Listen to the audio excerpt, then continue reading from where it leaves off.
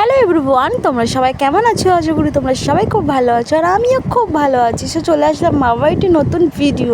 So guys, তোমরা তো দেখতেই পাচ্ছ যে এখানে পুঁই শাক দেখাচ্ছে। হ্যাঁ, এটা হচ্ছে আমার মা পুঁই শাক কাটছে। তো পুঁই শাক গাছটা নিজেদের গাছ হলে কী অসাধারণ লাগে, তাই না খেতে? নিজে যে টাটকা কচি কচি শাক পাতা দিয়ে কিন্তু বোংলা মাছের তরকারিটা আজকের হবে, প্লাস তার সঙ্গে কিন্তু হবে কাটা মাছের ঝাল।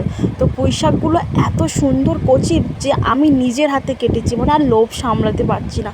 তো তোমরা কারা কারা পুঁই শাক খেতে ভালোবাসো অবশ্যই কিন্তু আমাকে কমেন্টে জানাতে একদম ভুলবে না। আর গাইস, তার সঙ্গে দেখো এখানে আমি কাটা মাছের জন্য টমেটো, আলু, পেঁয়াজ, আদা, রসুন আর এগুলোই কিন্তু মশলা, আরও কী ছিল ওগুলো মা রান্না করেছে। তারপরে দেখো গাইস, আমাদের কিন্তু বাড়ির খেজুর গাছ থেকে দেখো পড়েছে এই 5টা খেজুর। তো এগুলো কিন্তু খাবার খুব টেস্টি খেতে। শহর থেকে গ্রামে থাকার একটাই কিন্তু খুবই ভালো উপায়, যে গ্রামে যেগুলো পাই সেগুলো কিন্তু শহরে কিনে খেতে হয়। প্লাস বিকেলবেলায় বাজারের দিকে গেছিলাম, এত পরিমাণে মেঘ উঠেছিল, আবার বাড়িতে চলে এসেছি।